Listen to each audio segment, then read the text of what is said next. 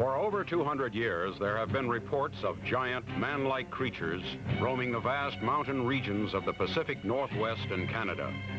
Hundreds of people have encountered these creatures the Indians call Sasquatch. In 1958, newspapers began to publish these stories in which the press called these creatures Bigfoot. And by the early 1960s, the first full-scale expeditions were underway. Bigfoot was attracting national attention and was now rapidly becoming the most intriguing mystery on the North American continent. The most significant find to date is the famous Roger Patterson film taken in 1967. Patterson searched for Sasquatch for years. On October 20th, 1967, near Bluff Creek in Northern California, he encountered the creature and took these 16mm pictures. Scientists and photography experts have examined the individual frames of this film and have come to the conclusion that the film and the creature are authentic. The first pictures ever taken of a Sasquatch. This film gained international attention, and with it came the most comprehensive research effort ever undertaken. Under the supervision of North American Wildlife Research Center, investigators began feeding data into computers. After months of computerized research on behavioral patterns, migratory movement, and eyewitness descriptions, the computer began answering the many questions surrounding these mysterious creatures. By programming information from hundreds of sightings, the computer drew us a picture of Bigfoot. It corresponded with the Patterson film. Researchers have believed that in some remote wilderness where man has never been, these creatures are living in complete solitude. The computers have now pinpointed this area, and here at North American Wildlife Research, we have organized and financed an expedition to search this unexplored area in hopes of capturing a Sasquatch.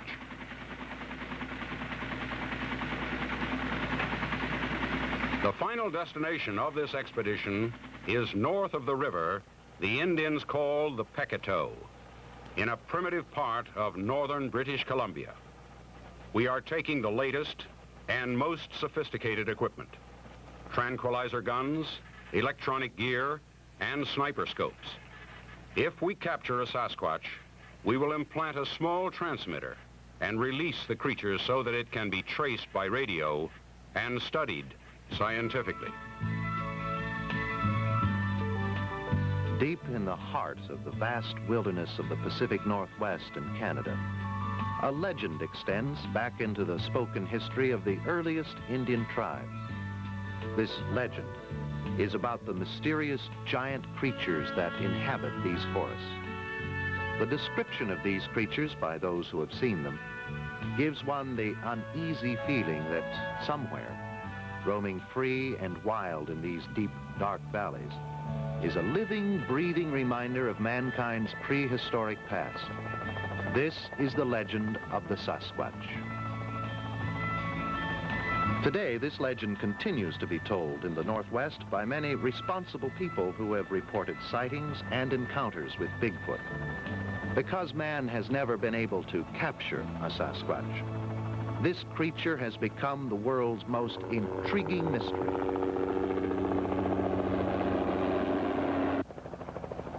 To these men, and to me, the Sasquatch is serious business. This is the beginning of one of the most extensive expeditions ever organized to search the rugged, uncharted country of British Columbia for Sasquatch.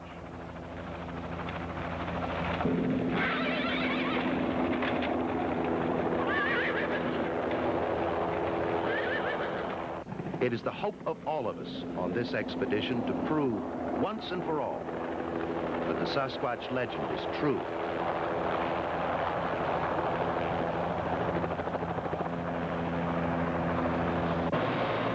I'm Chuck Evans, the leader of this expedition. I'm the chief investigator for the North American Wildlife Research Center. The man I'm talking to is one of the most distinguished anthropologists in the world, and my good friend, Dr. Paul Markham. He's done extensive research into the Bigfoot phenomena, and he's now one of the leading authorities on Sasquatch. He has helped plan and outfit this expedition, and he's organized this base camp. Coffee? We are now in the last phases of our preparations and hope to shove off sometime this morning. Hey! When did you get in? We got in yesterday. Had quite a trip over those mountains. Hank Parshall is an Idaho rancher and one of the country's leading experts on tracking dogs. Because of his keen interest in Sasquatch, he has volunteered his horses, dogs, and time for this expedition. Hank first heard of Sasquatch when he was a small boy, and throughout his life he's talked to many people who claim to have seen one. One of the most colorful characters of this expedition is Joshua Aloysius Bigsby. Josh has been a fixture around the Northwest since the turn of the century. He claims to be at least 80 years old, but no one knows for sure. Not even Josh himself. He's probably the last of the mountain men. He knows every trail in these mountains, and so does his faithful mule, Zeb. Josh is important to this expedition because he is the only one who knows the way to the Peko River. From there, Tekka Blackhawk will guide us. Mr. Evans, thank you. Your knowledge of the land beyond the Peko River is crucial. It's a relief to have you here. Well, it's a pleasure to be on this trip. Have you had a chance to work the dogs? Tekka is a graduate from the University of British Columbia and comes from one of the largest Indian tribes in northern Canada. I'm north of... His Indian background and knowledge of the Sasquatch legends make him one of the most critical members of our expedition. And there's Barney Snipe. He's our camp cook. He's a crack shot with a rifle and an excellent woodsman.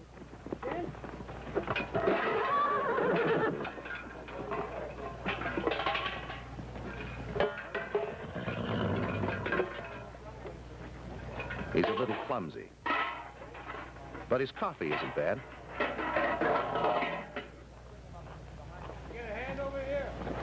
I'm Chuck Evans. Bob Vernon, National News Service. Has Dr. Markham gotten you squared away? Yes, and that horse Hank Parshall introduced me to kicked me in the knee 2 seconds after I met him. I'm glad it wasn't more serious.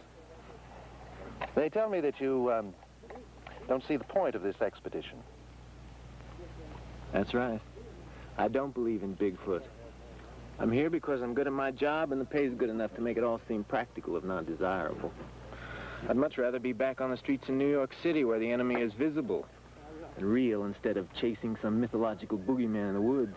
Can we see you over at Central, Chuck? Be right there, Paul. Bob Vernon is a reporter for a major news service assigned to do a story on our expedition. Although he's a thorough skeptic, he is an honest writer. But his negative attitude disturbs me.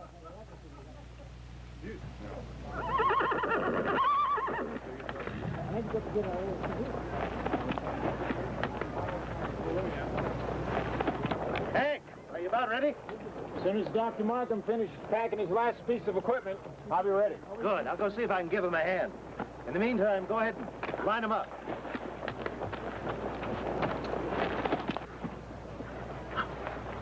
Paul, can I give you a hand? No, thanks, Chuck. I've just about got it. Well, Hank is ready when you are. Okay, I'll be ready in a moment. Vernon, you about ready? Yeah, I'm ready. This wilderness we're going to can't possibly be as primitive as all these elaborate preparations make it seem. Well, just hang in there. You may be in for a few surprises.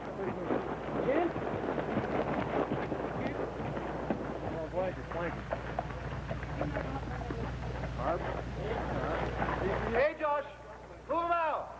Take it easy. Remember, we don't know this place as well as you do. By late morning, the pack train and animals were loaded, and we pulled out, with old Josh leading the way. We are taking the best in equipment and supplies. And I feel especially pleased that Hank is bringing his finest tracking dogs. The dogs are German Shepherds, trained and selected specifically for this expedition. Unlike hounds, they track silent and will not bark or betray their presence until their quarry is cornered.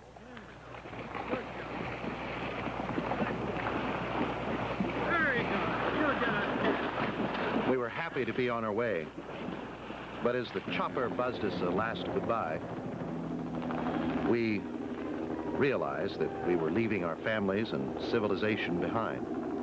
It will be weeks before we are resupplied by parachute.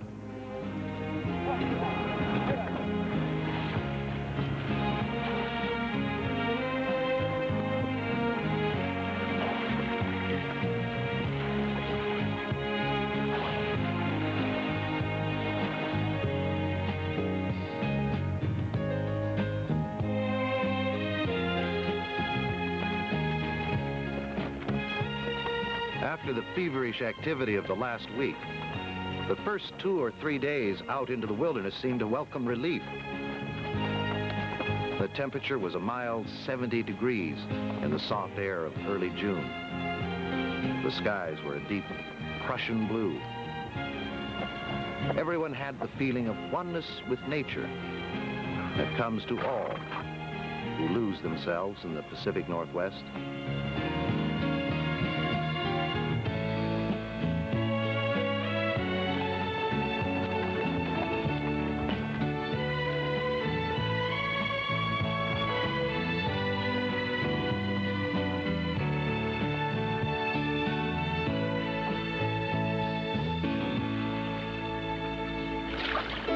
It was early summer in the high country, the best time of the year.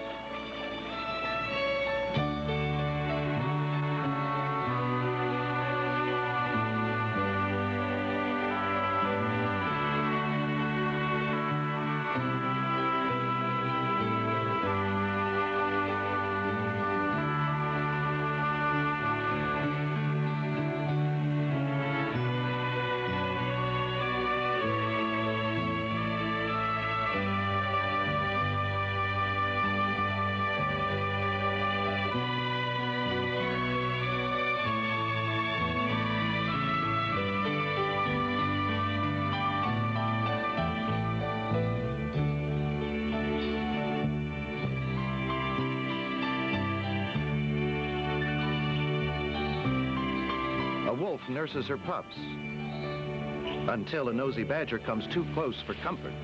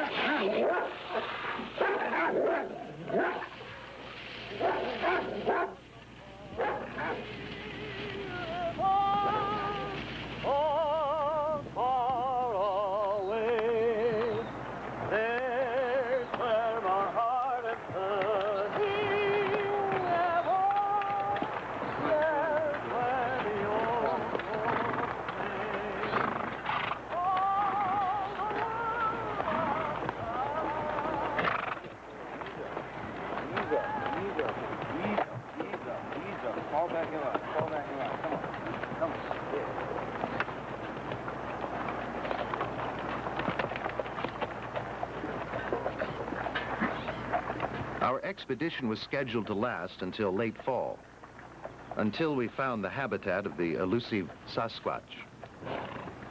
We would search for months in this wilderness of British Columbia, checking the valleys, the mountains, and high country, crisscrossing the hundreds of square miles of trackless forest, seeking a trace of these legendary creatures of North America.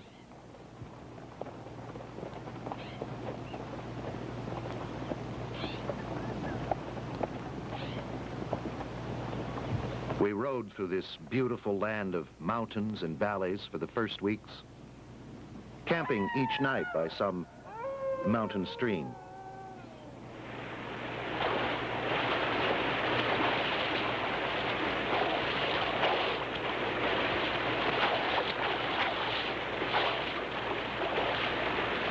We were to pass many beautiful lakes and mountains and cross hundreds of streams. And later there would be a river to cross that none of us would ever forget.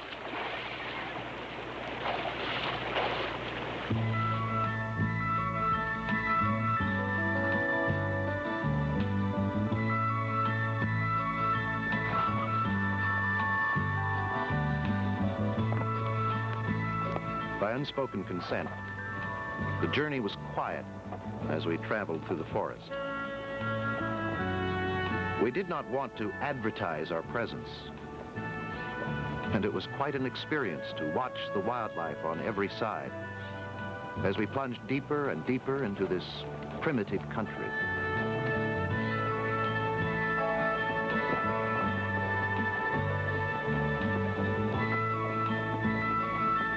We had been climbing steadily since our departure, and everyone now enjoyed the magnificent scenery that lay in front of us. Well, Vernon, have you ever seen anything so beautiful? No. Never. I've hiked a lot of trails and climbed some spectacular peaks, but I've never seen anything like this. Hold on a minute, fellas. Look at here. What is it? Bring your binoculars. Hey, it's Smokey the Bear. Oh, it's a grizzly. It's the most ornery animal there is. We have to put somebody up ahead, because it might double back on us. I thought cougars were more dangerous than bears. No, a grizzly is the most dangerous and unpredictable animal there is. A cougar will never attack a man unless he's so darn old he can't catch anything else. That bear doesn't look all that dangerous to me. Don't count on the way he looks from way up here. You know, a couple of old miner friends of mine were killed right now here by a grizzly. Well, Bob, are you getting pictures that you like? Yes, got some Okay, beautiful you shots of the guys. valley this morning. Cheese and salami on the last of the store-bought bread.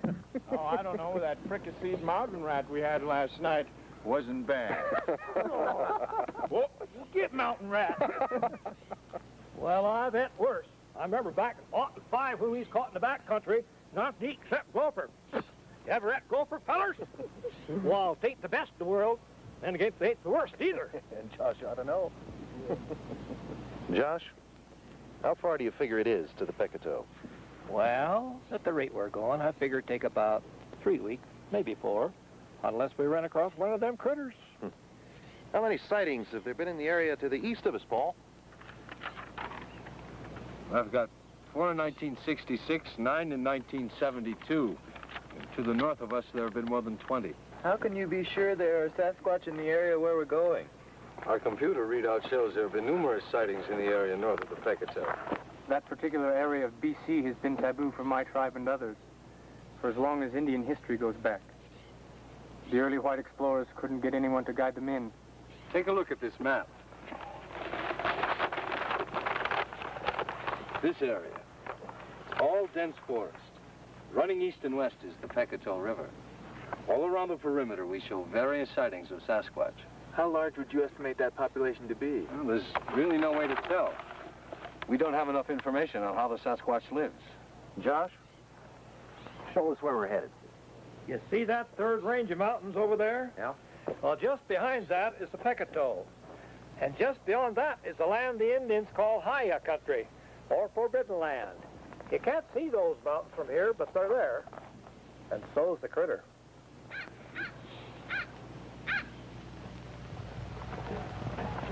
As we moved closer to the crest of the first range of mountains, we started to hit small patches of snow.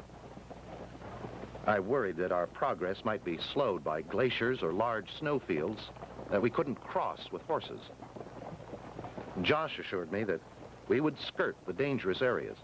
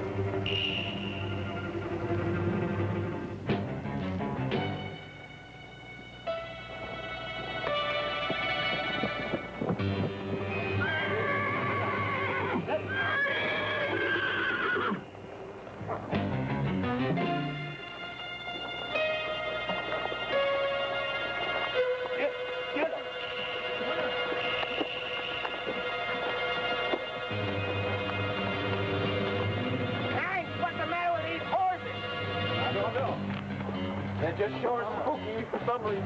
Oh, get out.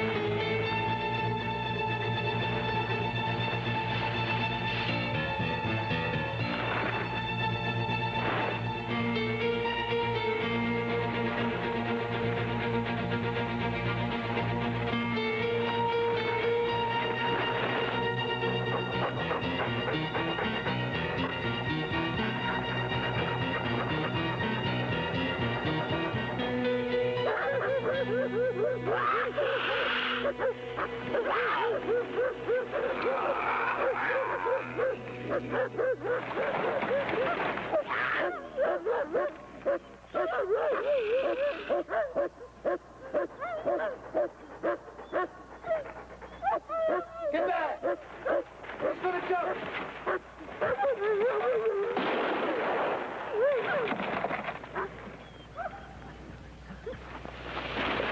Good shot, Barney.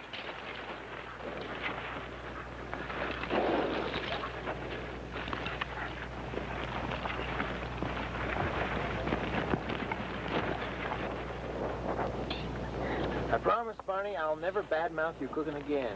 Hey, Barney, where'd you ever learn how to shoot like that?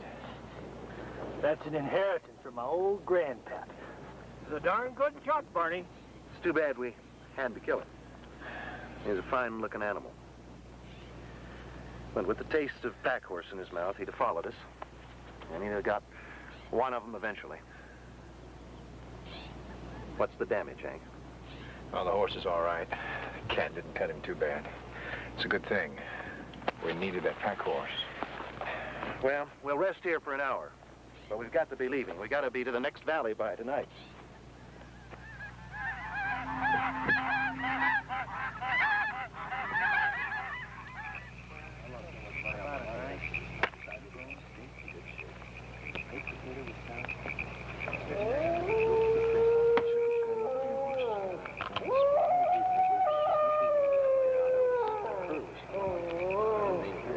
Hey, Josh.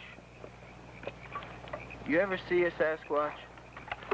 No, not exactly. What do you mean, not exactly? Well, I've seen a heap of tracks. Some big ones, some little ones. I remember back in 1912 when we was traveling up the Columbia Riverway with a bunch of fellers doing a bit of hunting. We stopped to camp for the night. Well, during the night, something snuck into our camp and tore it all to shreds. Maybe it was a bear.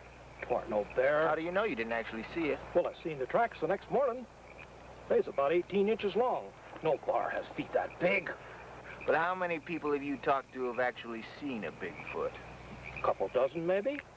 Do you believe in that Mount St. Helens story? I sure do. I knowed old Fred Beck who told me about it. The way old Beck told it to me, he and 3 other fellers was working a mine back in 1924 called the Vanderlyn Mine. They'd been prospecting, panning a little gold up in the Lewis River country. This is near Mount St. Helens for going on 6 years. They was doing pretty well, too. They'd seen a lot of tracks around during the years, and they always just figured them to be tracks of a big Injun that's still roaming the hills.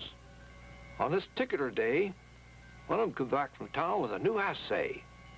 It was a dandy. They discovered a pretty good strike of gold, all things considered. They're all kind of excited. They decide to knock off for the day and celebrate their good fortune. They headed back for the cabin as usual, along an old, well-used trail.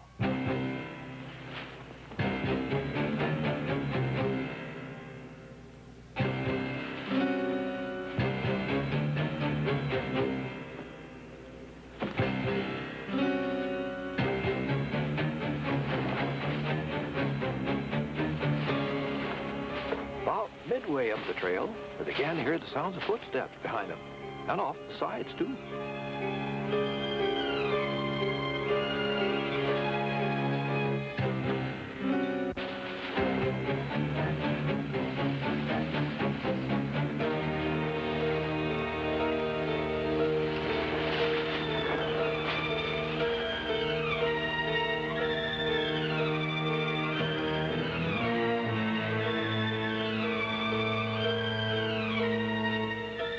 Never did see what was in the trees, but something was sure following them.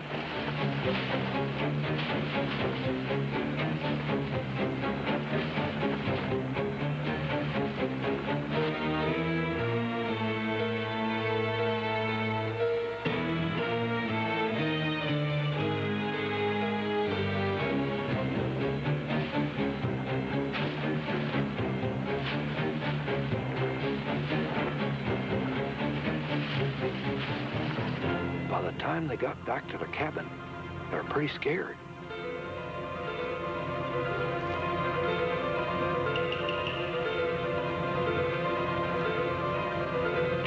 more scared than the others. And the sounds of those footsteps, it seemed to him like there was more than one of them things out there, whatever it was.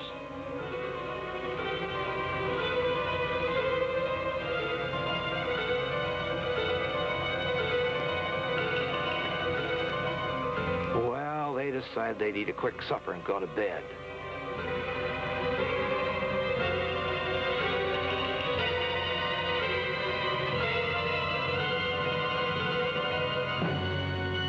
They had heard nothing more from the trees, and they figured that whatever there was out there had gone away.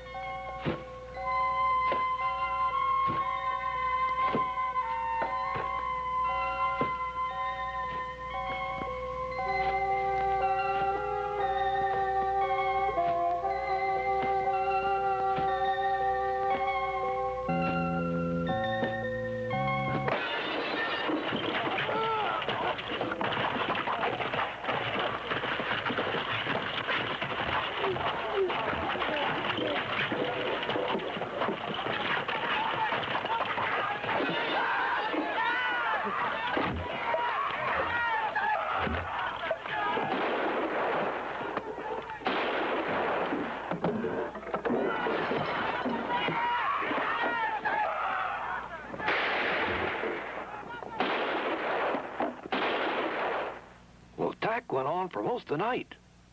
Sometimes it was still, and other times it increased.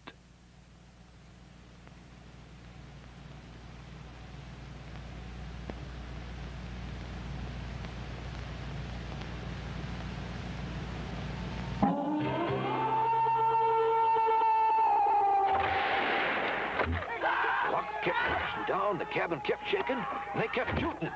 But they never knew if they hit one of them. Well, just before dawn, the attack stopped. All around the cabin were large footprints of critters. They was over 18 inches long. And there's a ton or two of rocks had been thrown down from the ledge. Fred said the apes had did everything they could to get into the cabin. It was built too solid. To this day, that canyon is called Ape Canyon.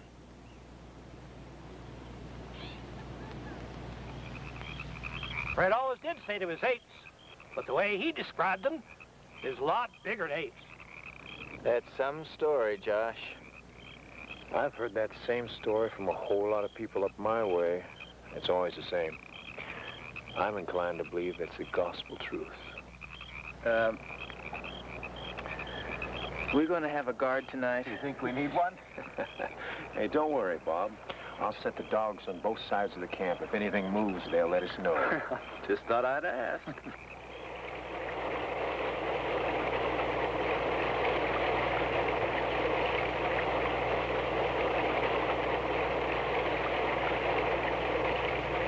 Each day on the trail brought a new experience.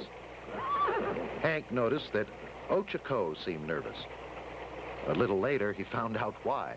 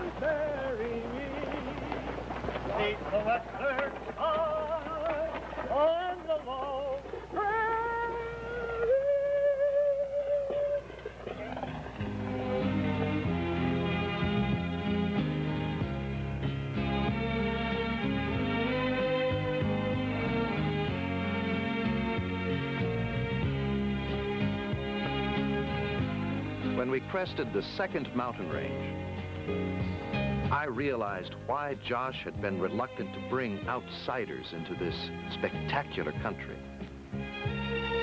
It was obvious that this was a wilderness seen by few men and untouched by any of them. It gave us the feeling that we were visitors in a special land that belonged only to the animals. And I hoped it would be theirs forever. In the past weeks, we had crossed many ridges and valleys and spent much of our time on small detours along creek beds where the soft earth would reveal tracks. But we hadn't found a single track of the evasive Sasquatch.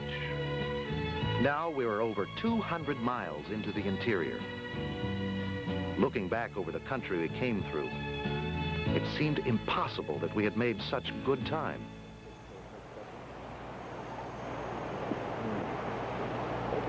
It was the 4th of July, and we made camp early. The long, hard hours in the saddle made us appreciate any brief moment of relaxation we could find. But we didn't expect the celebration that was beginning to shape up on a nearby glacier.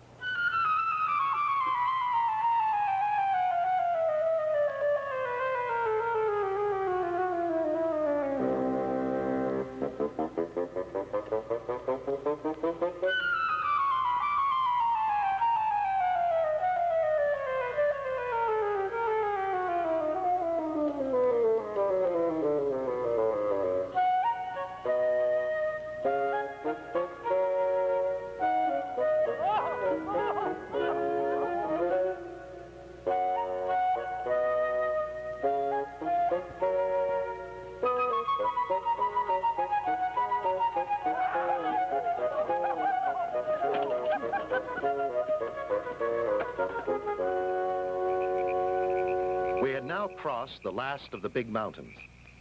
From here on, it would be a long downhill ride into the canyons of the Peko. Josh estimated about a week to reach the river. But it had been many years since he had traveled this country, and I had the feeling that, well, that he was not certain about what might lie between us and the river.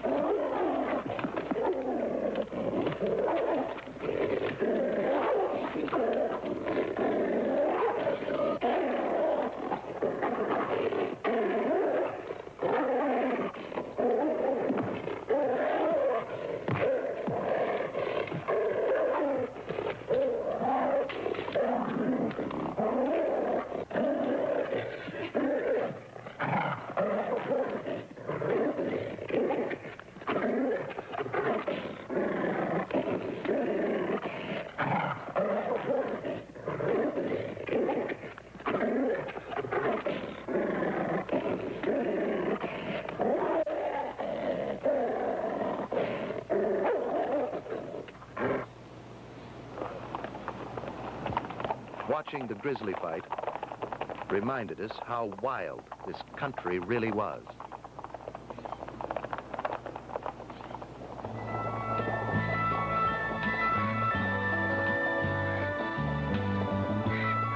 We followed the game trails whenever we could. Some days we made good speed. Other days we were slowed by heavy timber.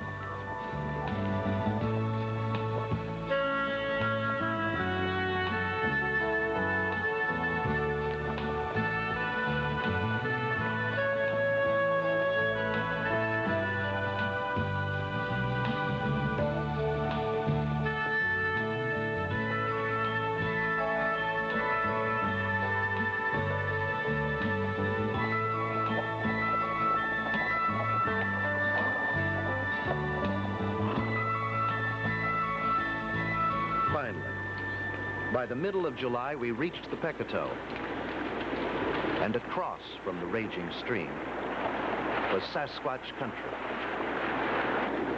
There she is! I've got more white men ever seen it before. Pretty, ain't it? Ever seen it before, Peko? Before I was a young man. It was a lot further downstream. This is Haya country. Many evil spirits dwell here. Can you guide us through that wilderness? I know the way. All my life I've known the way. It's been told around the campfires of my people for more generations than I remember. All know the way, but none go. Once we cross this river, we move with caution. Better make camp back up in that meadow. Hank, will you look for a better crossing downstream? Peko, take a look about.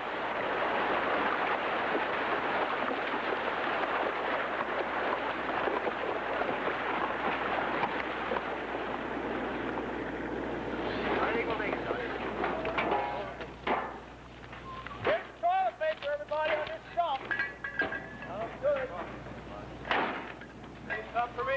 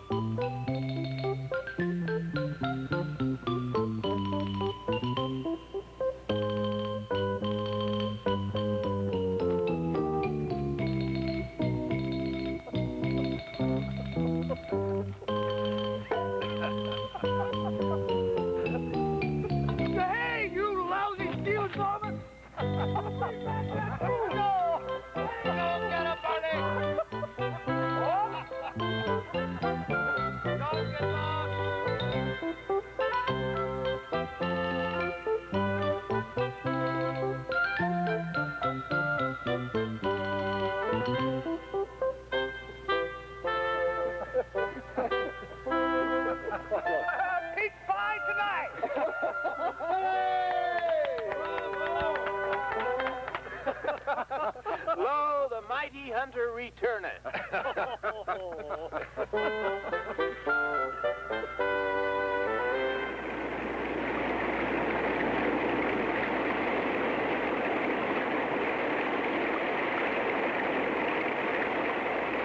We searched the river for a better crossing site.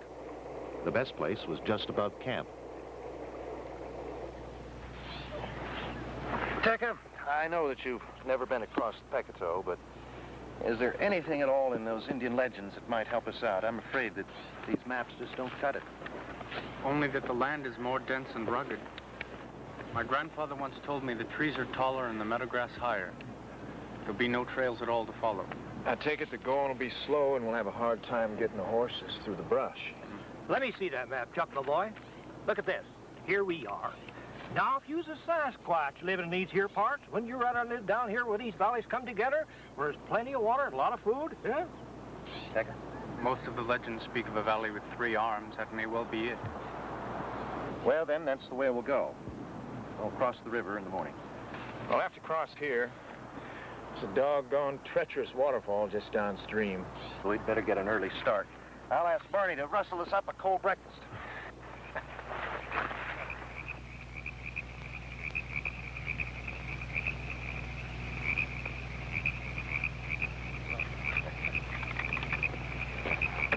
I had Tech to chain up the dogs tonight. They're a little restless.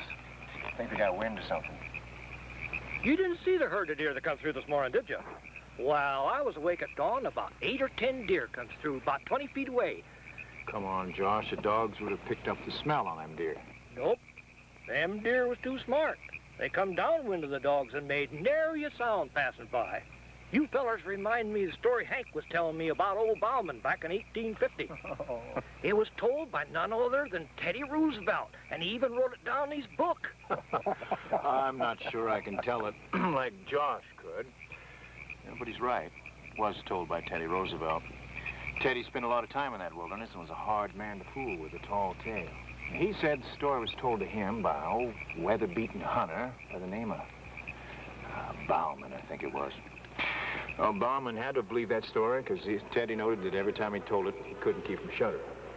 The whole thing happened back in 1850 when Bauman was a young man.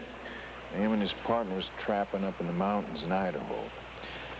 And not having much luck trapping, Bauman and Jessup, not being superstitious men, decided to go up to a particular small stream that was said to have a lot of beaver. But to get to that stream, they had to travel by way of a pass that, it had an evil reputation ever since a year before when a hunter had wandered into it and was killed by some wild beast.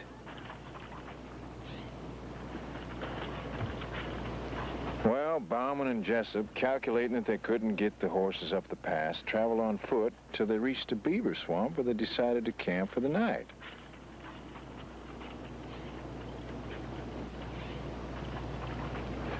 Well, there's still a few hours of daylight, so they built a small lean-to and went on up the creek with the traps.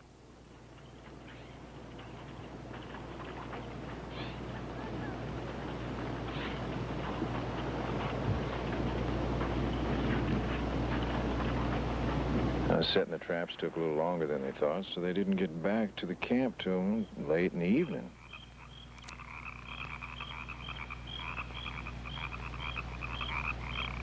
When they came into the camp, the whole place was just torn up. The lean-to was smashed. Blankets and supplies were just thrown all over the place.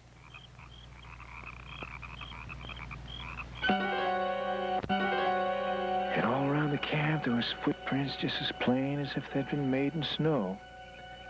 And they examined the tracks real close and concluded that whatever it was certainly walked on 2 legs. It was getting too dark to tell much. The 2 men went on to bed with the intentions of studying the tracks in the morning. About midnight, Bauman was awakened by some kind of noise.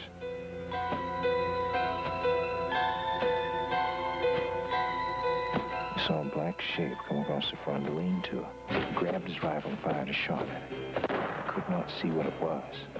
All he knew is that it was running fast. Well, after that, both of them sat by the fire the rest of the night, keeping a close watch on that doggone thing. Whatever it was, that thing came back and stood for an hour or so in the trees across the swamp. It made some god-awful sounds, but it didn't come near the camp. In the morning, they both decided to leave the valley just as soon as they could. So they spent the rest of the morning gathering their traps from the creek, and, well, you know something? Every trap was just plumb empty. And by noon, the fears of the past night just kind of dimmed. He even seemed a little bit foolish. So, since there was only 3 traps left, Bauman volunteered together, and while Jessup went on into camp to pack up the gear for departure.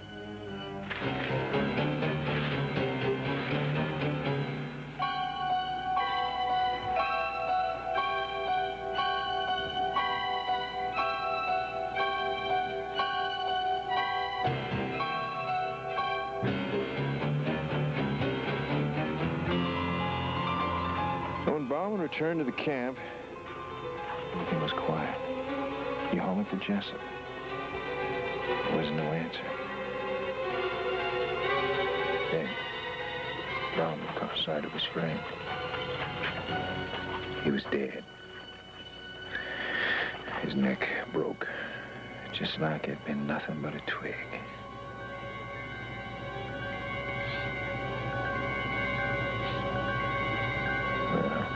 Jessup was dead. There wasn't nothing Bauman could do but bury him. There wasn't time to do that before dark, so he just grabbed his pack and headed down the horses where they was hobbled, and he lit out of there just about as fast as a couple of scared horses could handle. Bauman said as far as he knew, them traps was still up there on the old Salmon River, along with Jessup's bones. Hank, you think that story is true? I guarantee doggone to you, a man like Teddy Roosevelt wouldn't have said nothing that didn't believe him. There are lots of stories on record like that. Well, I hate to break this up, but I'm going to have to radio home base for some supplies. Great. I got a list for you.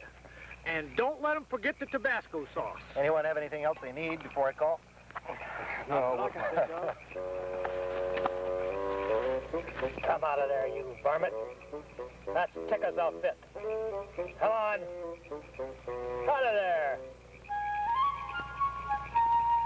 You guys don't know your own place. Who do you think you are? Come on. Come on.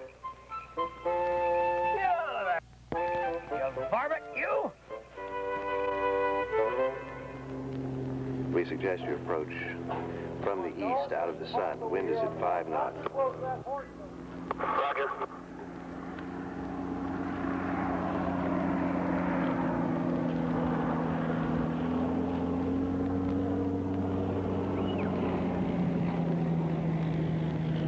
It was good to see the airplane.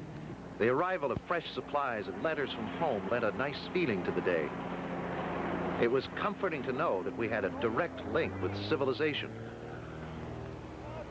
And there it is, mail from home. Yeah. We were now almost 300 miles into the interior. Just an hour-and-a-half flight for the plane, but a good month's trek by horseback. Oh, my Tabasco sauce! Later that morning, we attempted the river crossing. It was just as tough as we had thought. But the rapid flow of the water and the depth of the stream made it extremely hazardous. Hank started across with the pack horses.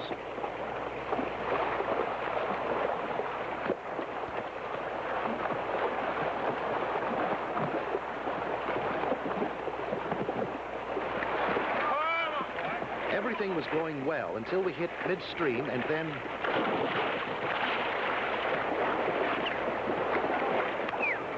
the river was sweeping horses and riders downstream.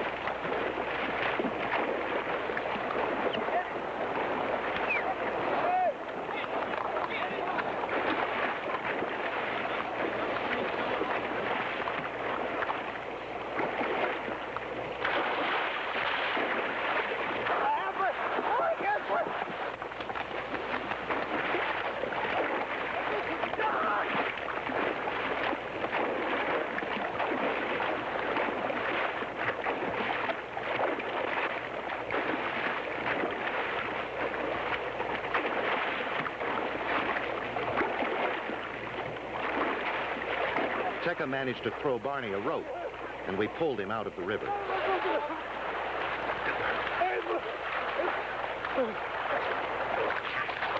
He's in here.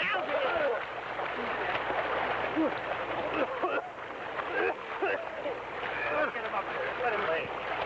Okay? All right? I'm all right. How much water did you swallow, Barney? Did you get my hat?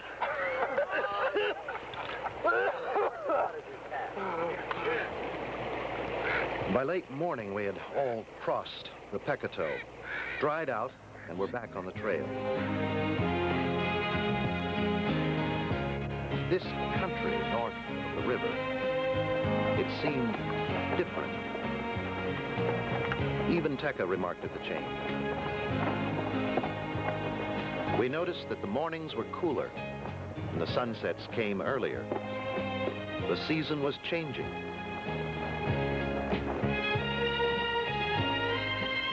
This country held a unique fascination for all of us. It was obviously virgin wilderness.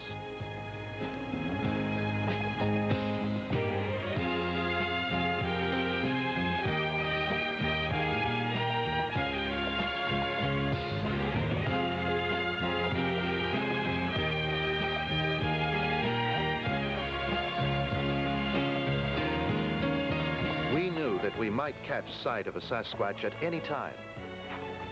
This knowledge would keep us on the alert from now on.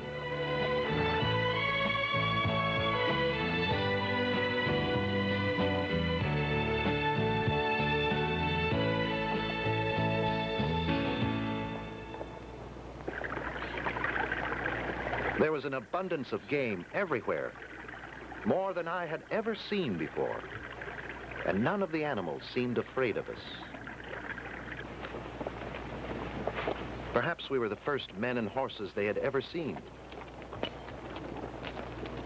We continued to travel this way for weeks, looking, searching, and watching. We examined every stream bed, checked the soft earth in the meadows. Whenever we'd see a likely-looking meadow, we'd all spread out and look for tracks. When we crossed small streams, Hank would take the dogs and search until he was satisfied that there were no trails or tracks. Because research on Sasquatch has shown that part of their diet consists of plants, Paul Markham spent a lot of his time cataloging the different kinds of forest vegetation. During the whole trip, I never saw him for long without his ever-present notebook. That's powerful. Yes.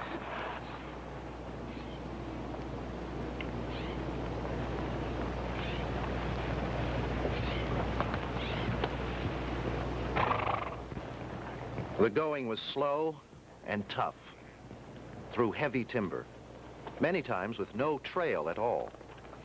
We began to wonder what had happened to the valleys we had spotted on the maps weeks earlier at the Peko River.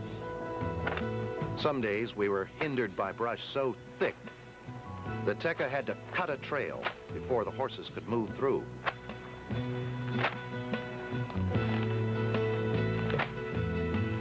The fear of missing our destination was weighing heavily on us.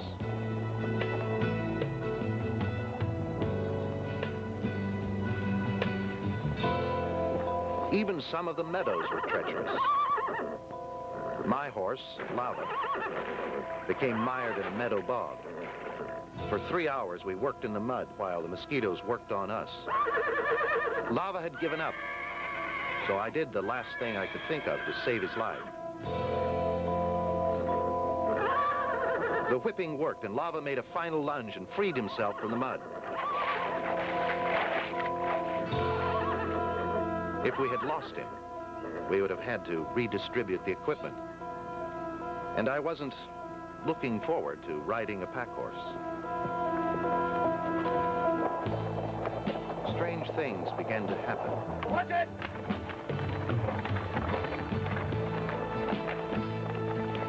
It was as if someone or something was trying to stop our progress. We began to worry. Were these attacks or simply a quirk of nature. There was no way to explain it.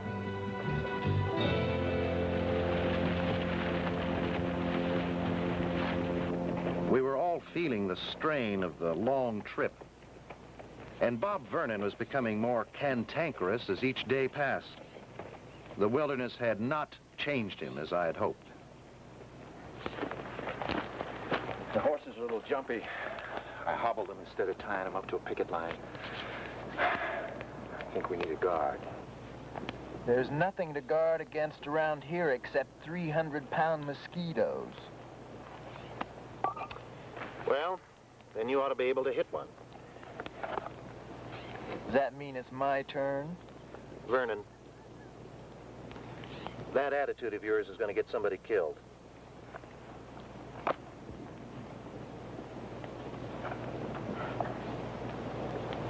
Aye, aye, Captain.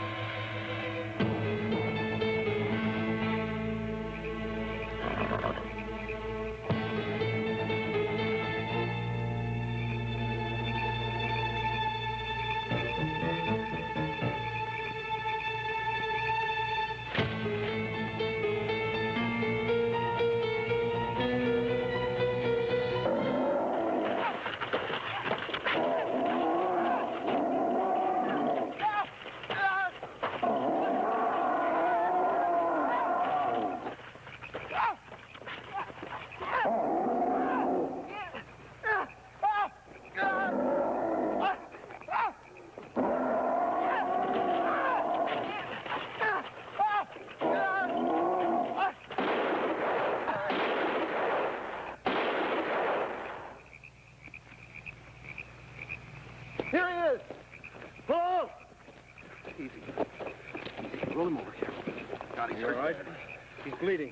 Barney, get the first aid kit. Right. Hank, Tekka, make sure that grizzly's out of here. Bob, I'm going to move your arm. And tell me if it hurts, all right? Okay.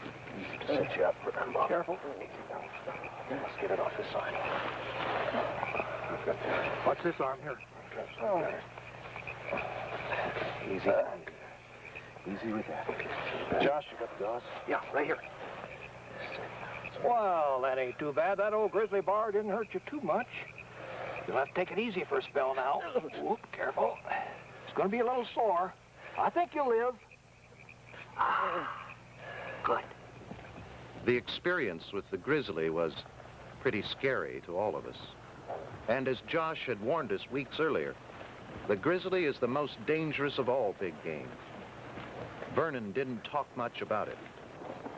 His carelessness had just about cost him his life. And now he would have respect for the wilderness. On the morning of the 10th of September, we broke camp and rode as usual.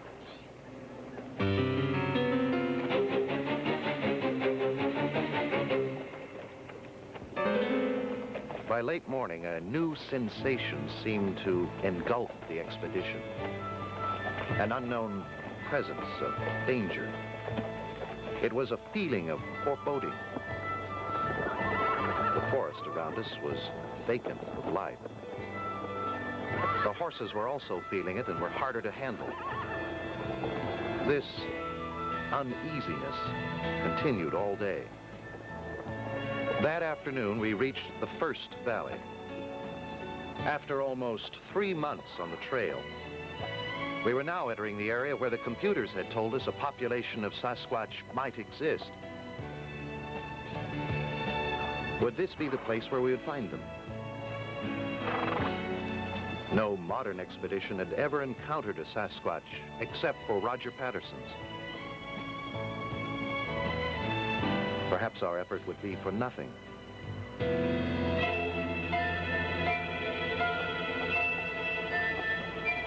We decided to camp at the edge of the meadow, near the head of the valley.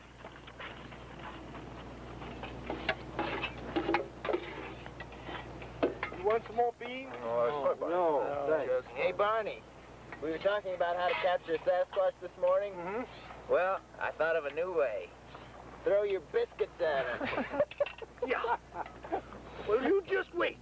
That old Sasquatch, he's gonna come wandering into this camp, asking for some of my good cooking. Yeah. And you ain't even gonna have your tranquilizer guns ready. Oh! Barney, watch what you're doing. Nothing but an old owl up in the tree. Yeah, well, that could have been a Sasquatch. Oh. It's time you guys got your lookout stations. Your poor old cook needs protection if he's gonna be cooking these good meals and washing dishes and doing all the necessities around this camp. Barney's right. We'd better get ready. What if there are 2 or 3 or more? So much the better, Barney. That'll up our chances with the tranquilizer gun. Yeah, and our chances of getting killed. Oh, come on, Barney. Don't be such a coward. Being as big as he is, Sasquatch could break the back of a man with one blow. We've got to consider him smarter and more dangerous than a grizzly bear. And I don't need to tell you about grizzlies. So don't take any chances. If he comes, he'll come from the thickest part of the forest.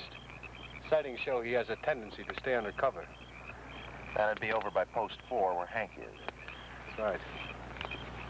Do you think he'll come alone? Perhaps.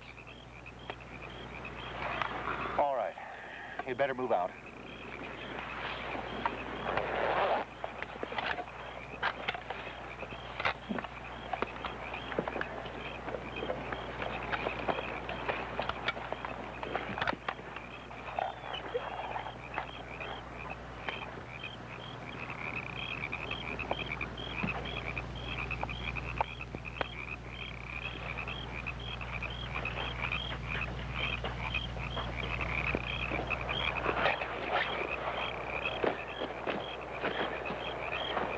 See me shut that eerie feeling that I've had all day.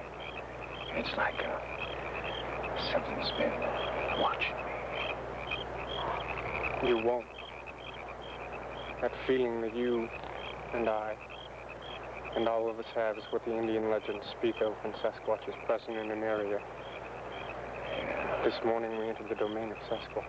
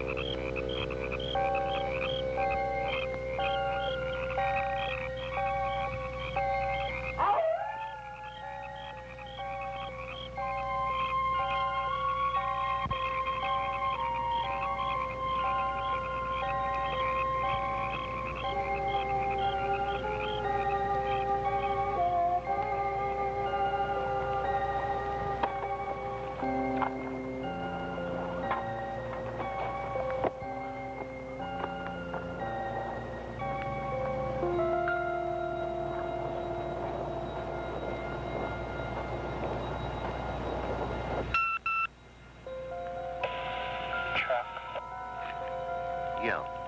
What is it? Something's approaching. Listen. Can you hear anything? No. It's dead quiet. That's what I mean. Something is approaching. Or it's already here.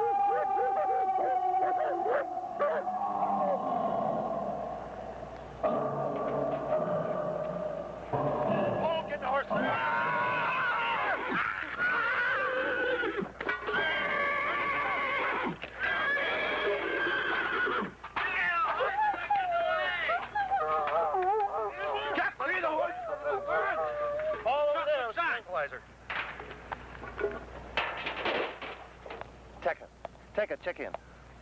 I checked the forest with a sniper scope. Couldn't see a thing. The Sasquatch was here all right. I caught his smell on the wind. It's sort of rotten smelling. Okay.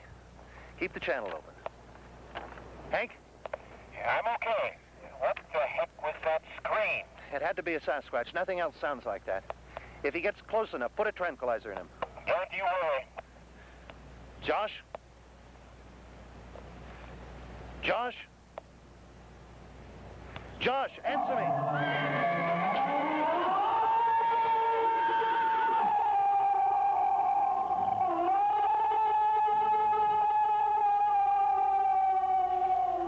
Nothing. He must be back in the trees.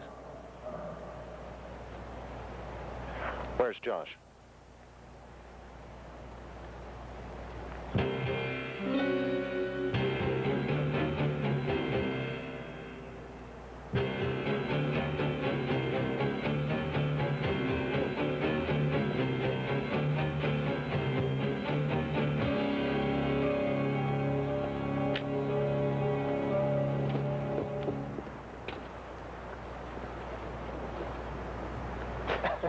Josh, why didn't you answer?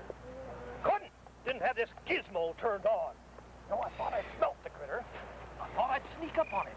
Couldn't get near him, though. That Sasquatch could have walked right through this camp with all you fellers asleep. You didn't see it?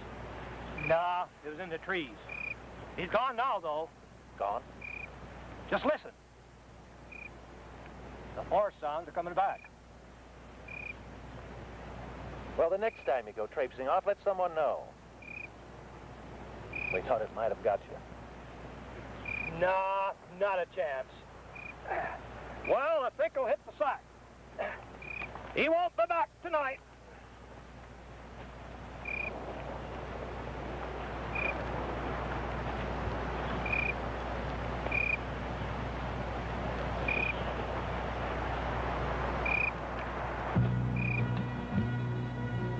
Most of us were rather tired and sleepy the next morning. Although Josh had slept like a baby. The rest of us sure hadn't. It had been a disturbing experience. At the first light of day, we began to cover the meadow to check for tracks. Those screams had been so close, we knew we should find some evidence of what had made them.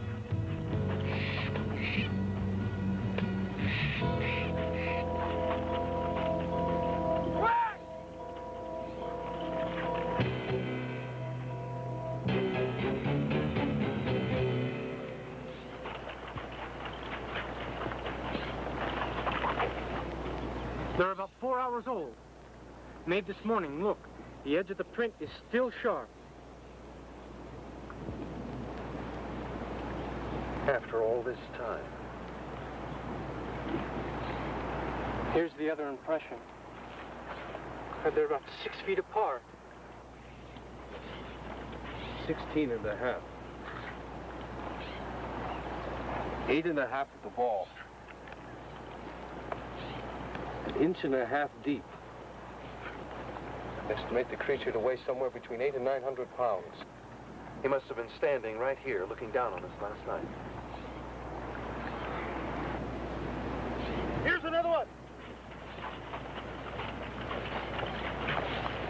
Come on, let's get a cast made of this one. Barney, the resin kit. You bet.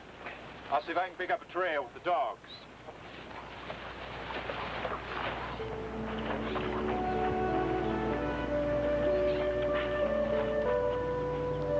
We made one cast of each foot.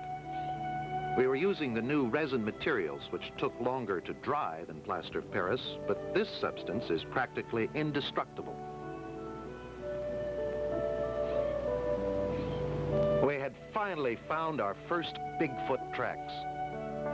And Paul was more excited than I had ever seen him. There was no doubt in his mind now that Sasquatch was a living, breathing creature. Hank and the dogs followed the trail which led out of the meadow, through some trees, and ended at the base of a steep rock cliff.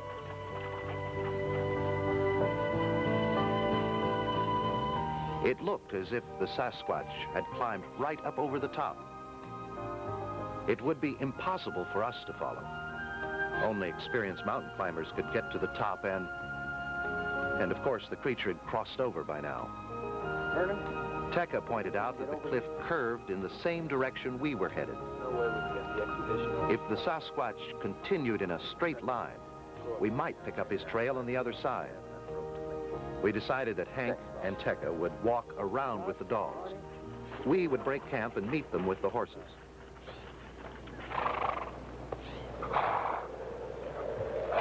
Late that afternoon, wind had covered the tracks with dust, and the first of the fall storms was approaching.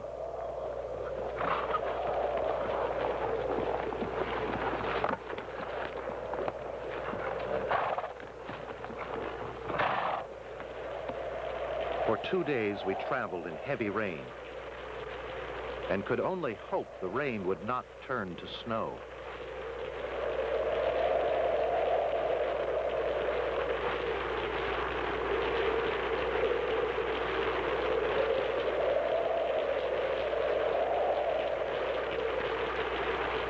We stopped for lunch in the trees, but Peko was never still. He roamed the edge of the meadow, looking and searching. Shark! More tracks!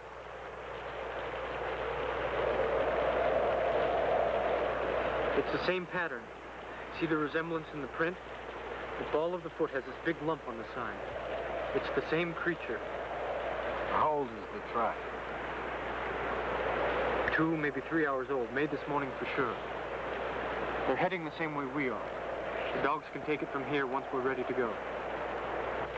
We were back on the trail, and now there wasn't any question about the direction the creature was headed. If the Indian legends were correct, we were nearing the heart of Sasquatch country. The storm broke, and we were to enjoy a few warm days of Indian summer. We continued our journey with the ever-present feeling of uneasiness. Oh! In the next valley What's that? was the most awesome sight I had ever seen. What you guys at the sightings hall? Yes. That's the way the Sasquatch marks the outer perimeter of his domain. Incredible. Incredible. It is as the ancient ones have said. The Sasquatch are in the place of the 3 valleys. From here we go with danger. The broken trees at that height indicated a creature that could stand over 10 feet tall and weigh better than 1,000 pounds. It was a frightening realization. The tremendous strength it would have taken to break those trees off so cleanly. And I think we all began to understand the danger we were in. There were no sounds of the forest. It was obvious to all of us that we were now in the heart of the Sasquatch domain. There were tracks everywhere in the soft earth of the meadow, of different sizes and moving in different directions. We reached the 3rd valley. Here you could feel the presence of Sasquatch. We could catch a faint odor on the wind. The valley opened into a large meadow surrounded by dense forests, and a lake protected the north entrance.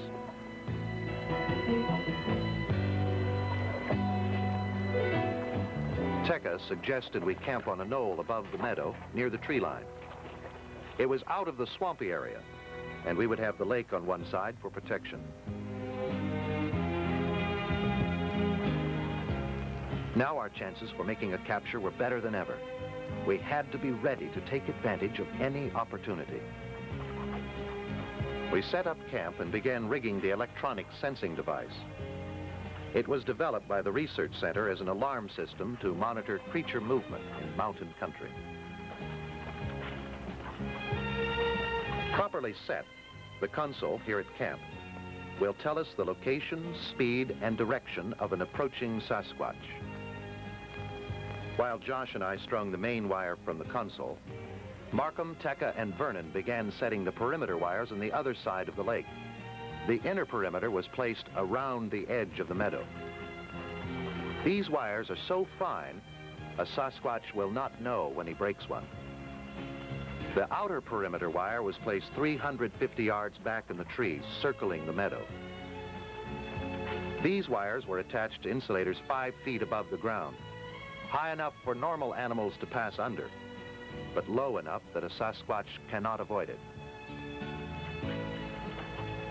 Using metal rods, we established gates throughout the perimeter so that when a section of wire is broken, we can pinpoint the creature's location on the console. There were 8 gates in each perimeter. Paul, will you check me out in this again? This is our outer perimeter. We've set it about 300 yards back into the trees. Corresponds with this amber row of lights. This is our inner perimeter. It's about 50 yards away from the end of the meadow. Corresponds to this white row of lights. Anytime he moves through any one of these gates, corresponding light will go on. If he moves into the inner perimeter, he should be close enough for one of our men to get a shot at. And if they miss, and he keeps on moving, we'll be ready for him right here. Exactly. We are using the most potent tranquilizer known. Markham recommended we load the darts with twice the amount normally used for grizzly bears. These guns have a range of 70 yards and will be equipped with sniper scopes. The late afternoon was spent testing the trip gates and checking the guns. By dusk, we were ready. We ate a quiet dinner. The thought of what could happen this night was on everyone's mind. We knew the Sasquatch might come, and with it our opportunity to capture the greatest anthropological find of all time.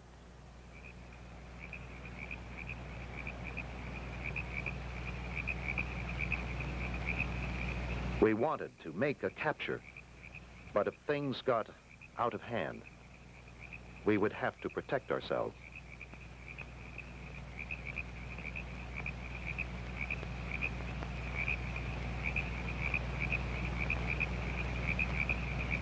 Hank, Tekka, and Vernon volunteered to take positions in the inner perimeter. The rest of us stayed to protect the camp.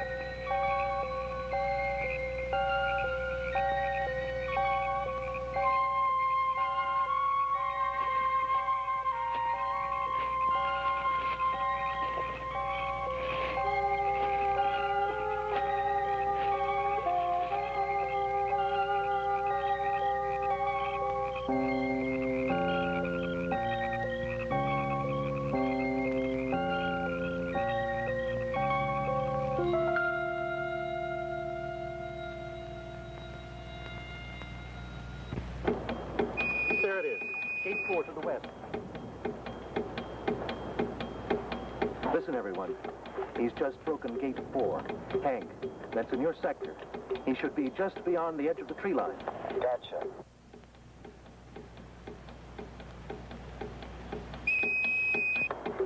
Hank, he's moving. He's just broken gate 3 in sector 2. He should be just beyond you, just to the left of you, in the trees.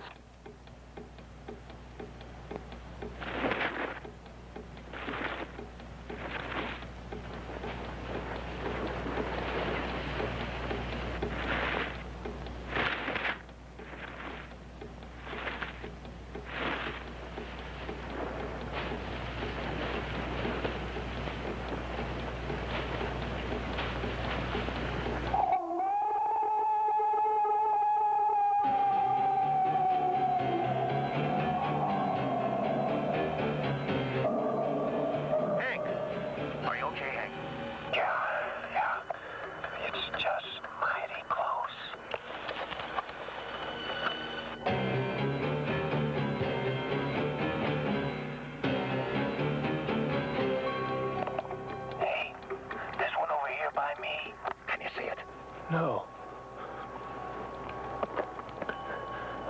I can't see a thing. Chuck, he's still circling the meadow.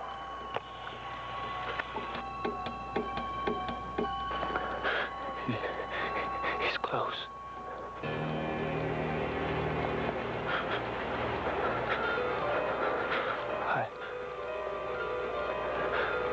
I can hear him breathing.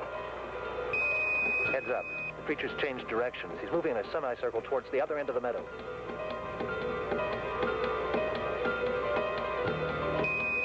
Second, there's another creature on your side. He's just broken gate 8.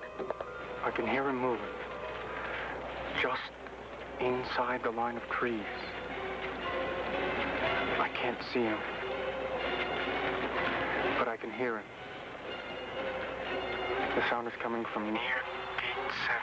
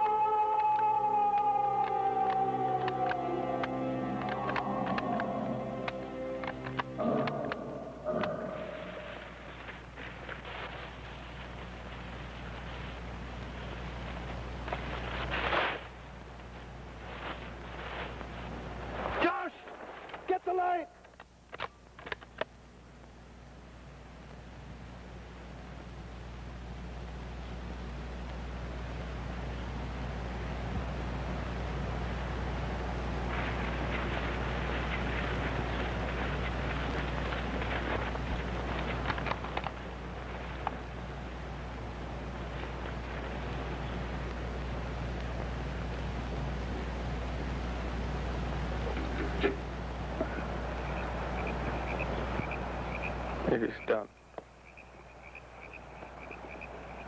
We can go home. And it was over. The Sasquatch didn't return.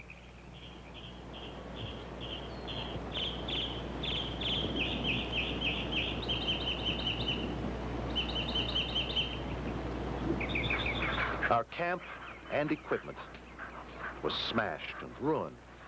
We had several injuries. Barney had a vicious cut on his head. Markham's knee was shattered.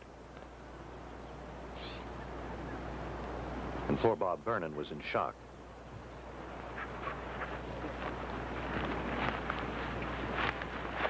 Could you pick up the trail? Yeah. Wasn't hard. Peko was right.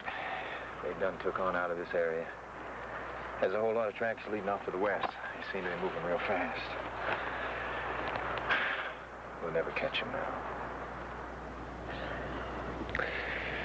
It looks like we're finished here.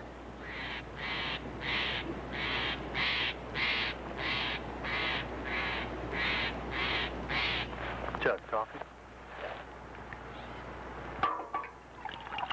As soon as we get this mess packed up, we'll move out.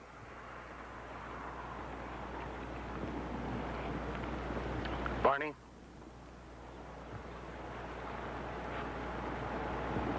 A good cup of coffee. Our equipment was completely destroyed. With the injuries and the fact that winter was approaching, it was imperative that we head back. As we leave the valleys of the Sasquatch, the questions still remain. Are they a unique type of being, neither human nor animal? And how have they managed to exist until now, hidden from the view of man, deep in this wilderness of North America? We had found the habitat of the Sasquatch.